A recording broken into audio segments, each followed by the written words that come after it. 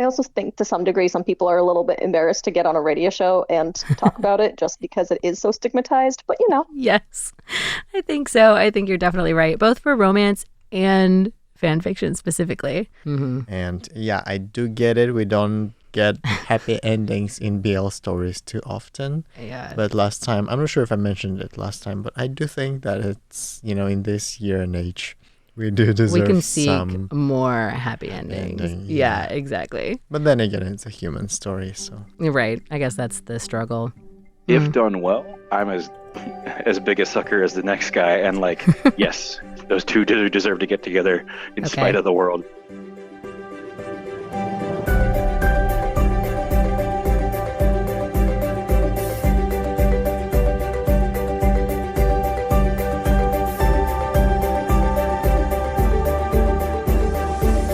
Everyone, and welcome to Tales of Our Times. This is a show where we discuss the stories that move us, what makes them so meaningful, and why others could or should find meaning in them as well. This is not a spoiler-free show, so bear that in mind as you continue to listen. We tackle movies, books, comics, and more. Where there's a story, there's a reason to read. I'm your host, Amanda Stevens, and today we're starting another genre deep dive. We're getting back into our romance genre special. Now, I know not everybody out there is a big romance fan, but something that continues to keep me coming back to this genre is that romance is such a driving force in our lives and in so many different stories in ways that we don't consider. And yet the romance genre often tends to get eye rolls or other more expressive forms of disgust or distaste. So in this deep dive, we try to take a look at what makes the romance genre so good, what parts we love about it, and even what parts we might love about it that we find a little bit embarrassing for ourselves. However, for today's episode, we're going to be catching up with some of our guests from last year's Spicy Summer to get more of a pulse check for how they feel about romance in general. While last year, we took a look at the overall reputation of the genre and to what extent it earned versus was assigned its reputation, this year we'll be focusing on popular romantic dynamics and the ways they show up in different stories. But before that, let's get a quick refresher with our esteemed guests from last year. Hi, my name is Emily, and I am a teacher here in Taiwan. And last year on Spicy Summer, I talked about the Rivals fanfiction series by Rhea. Mm-hmm. Still the only fanfiction that we have discussed on this show. Honestly, should be more. I think it's a future topic, honestly, because there's a lot out there. I'm Jared Friesen, a 6-year resident in Taiwan, and we discussed the Shakespeare play Twelfth Night last year for Spicy Summer. Hi, nice to be back. I'm Olek Shyn, or Olek, from the Ukrainian service of RTI. Mm-hmm. And last time with Amanda, we talked about these two movies that I really like. One of them you really like. Yeah, the other one I don't hate it. It doesn't have a happy ending. So the one with a happy ending, which is still one of my favorite BL movies, is God's Own Country. Mm-hmm. And the one that I like a little bit less is Taiwan's own Your Name Engraved Herein. So the first question I wanted to know was whether or not everyone was a constant romance reader. No, to be honest, I don't. And especially these days, I read and watch romance stuff a little bit less than before. Mm-hmm. But I do appreciate a good romance storyline in any book I read, whether it's, a sci-fi or something like that. But I still, I think there's always room for love. Unless it's too cheesy, then I won't read too much. Room for well-written love. Exactly. Yeah, I read a fair amount. Obviously, I read fan fiction, which it has a lot. Usually it is written as a romance, and then they will add a plot to go with it. Yeah, I think at least 80% to 85% of fan fictions are romance or romantic in some way. Yeah, that is the goal for a lot of people. Mm-hmm. But I also do read other books and watch other series that also have a fair amount of romance too. Maybe romance isn't necessarily the focus in what I'm reading or watching, but it tends to at least be a B or a C plot in the stories. Do you ever seek something out specifically because it's romance? Yeah, sometimes. I tend to seek out romance when I want to just kind of turn my brain off. I want something that will be cute and fun, but I don't necessarily have to be, it's not a big thinker. I'm not going to sit there and think about it for a while after. Yeah. I do not generally read a lot of romance or stuff too, or the romance I do consume is incidental in another narrative or another media. But you never seek out a romantic storyline on your own specifically? No, not as the lead genre I'm reading, no. From here, we started to warm up into what archetypes mean and what popular archetypes might be. As you may expect, with different levels of interest in the romance genre, there were also different answers and different levels of familiarity. However, I was surprised by how the popular trends in the romantic genre still shone through. It spells categorizations. It is. I don't know much about it. Circling back to what I said about me not watching or reading a too lot much of them. romance. Yeah. I think it refers to a dynamic between characters that falls into different sorts of relationships that are kind of almost tropes of the genre. Mm-hmm. Like roles that characters play that fit into either of these dynamics too. Do you have any that come to mind? The popular one that I hear a lot anymore is enemies to lovers too. Mm-hmm. Mm-hmm. The love triangle or unrequited love. Those all played a part in your story, 12th Night, that we were talking about last time, notably. Actually, honestly, yeah. Mm-hmm. Sorry, I cut you off though. What were you saying? No, yeah, all these things requiring two characters to be done effectively. For me, that kind of brings up things I guess in fan fiction terms, it'd be how the relationship came to be. Something more like friends to lovers, enemies to lovers. Very popular right now, that. enemies to lovers. Yeah, enemies to lovers is everywhere. Now that we were a little bit more familiar with what archetypes are, I wanted to revisit if anyone had a favorite romantic archetype or a favorite pattern for characters, even a favorite kind of relationship they like to see, because whether or not it feels like it's an archetype or a trope, it probably is. As I've gotten older, I really enjoy the relationship of a romance that's old and grown in. I don't know if there's a necessary word for it too, but where these two people clearly have a history of we've been in love for a long time, and it's not the big, burning, flaming, passionate love, but it's just this constant feeling. The one that got me was Ned and Catelyn Stark at the beginning of Game of Thrones.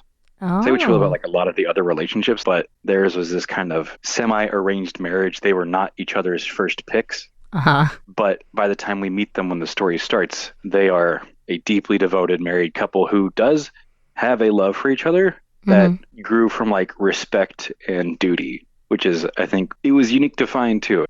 For me, I'm more of a lover of friends to lovers just because I like that dynamic where you can see, yes, these two clearly like each other and that they would be able to have a relationship. If I'm looking for something, especially where I just, I don't want to think about it too much, then that's usually what I would look for is something that's a little bit more friendly in nature. And then obviously they realize, oh no, I've been in love with you the whole time. Oh yeah. This wasn't just a friendship. This was something more. Oh no. Yeah. What do I do now? You don't like me. I think, well, perhaps it's because I'm in my personal life, I'm already, in a very mature relationship. It's been going on for 9 years. Yes, I prefer seeing mature couples. Yes. Or even if they're not a couple, people who've long past, all that stuff that happens early on, just a mature, supporting, understanding, trusting relationship. That's something I prefer to see. Perhaps that's why they would be rather in the background, because that's not something that's intriguing and interesting, right? Who wants to see or read about another boring couple? The successful couple that's always got it together. Exactly, yeah. So the focus would be on, treasures that they're uncovering somewhere in Latin America, or how they're saving the world together, not as much on their relationship. Of course, we had to revisit whether or not people had a least favorite archetype. And this time I found it a little bit surprising. A lot of our guests from last year found themselves gravitated towards more realistic, grounded relationships rather than those that appeared to be trendy. I've read some or watched, some enemies to lovers where I just kind of go, this is cute and all, but I don't know if you would actually stay together. Sometimes it's just you are making each other worse, not better. You should not be together because this is too unhealthy. I guess relationships which are Like the things sort you of a hate. self-torture of, one Yes. being either unfair or disrespectful and the other one being too in love to admit it. Uh-huh. And then, of course, the whole focus of the storyline would be on this relationship and the power dynamics and Yes. whether or not that person is going to realize that the relationship is not successful and should walk away. And I guess that's where they lose me. How do you feel about then romance stories where that's the dynamic, but the person who is like less enfranchised, it's their kindness and they're allowing the other person to be mean to them that changes the mean person's behavior so they realize they like them? Wow, that's rich. Now, I wanted to feed that to you. You could say you hate it. I'm just curious because that's the other way I see I'm that play intrigued. out. You're intrigued. I'm intrigued. Would you watch it? Would you hate Let's watch say- it? Let me say these two things, these two I would possibilities. hate watch it. Hate watch it. I yes. would say it in the end and I'd be like, I'm glad I watched till the end. But I will acknowledge the fact that multiple times through the story, I was like, that could have ended 30 minutes ago when you just went and had a happy life. I dislike seeing the overly persistent and earnest male interest. Oh, like the rom-com guy who never gives The up? rom-com guy is like, who never gives up. And I say with a little bit of embarrassment that I don't wish to look back on that part of myself too. And so I think it's that archetype society is kind of moving away from, unfortunately, to her. It's like, hey, bud, she said she's not interested. So wait, let me ask you this then. Do you feel like, is it something you don't like to see because you feel like it's embarrassing for him? Or do you feel like it's something more like it's annoying that this is held up as something romantic? Or is I there think like it's some the kind of latter. self-worth thing tied up in I it? think it's the latter that you described. That this is held up as something we should be striving for too. It's like, no, you should be comfortable being yourself first, guy. That should like be attracted to someone else too. But Not like Yeah. standing outside of someone's window with a boombox after they've said no twice and holding up a letter that's like, wait, maybe we could still make it work. The fifth time's the charm. yeah, it's like not for me anymore. That being said, all of these are very contingent on the big subjective. If done well, I'm as big a sucker as the next guy, and like, yes, those two do deserve to get together in Okay. spite of the world. It's like, yeah. I got it. Finally, to wrap it all up, I wanted to ask everybody what they thought romance brings to a story. Now that we know everyone has different levels of familiarity and, frankly, even appreciation for the genre, I wanted to see whether or not we could agree on if this is something that is valuable, while also seeing in what ways it may actually detract from a story. And again, some patterns arose which were pretty surprising. For me, romance, it can add a nice tension among the characters. And usually, and I don't mean just in terms of, maybe a potential love triangle. I'm not a fan of those, but a tension among the characters as they kind of wrestle with, especially these feelings of, I think I like this person, but I don't know if they like me. And so it just adds an extra dynamic to characters, makes them feel a little bit more three-dimensional. But yes, sometimes I do think that romance can take away from a story. I guess for me, a good example is Avatar: The Last Airbender. Love the show, have loved it since it was on.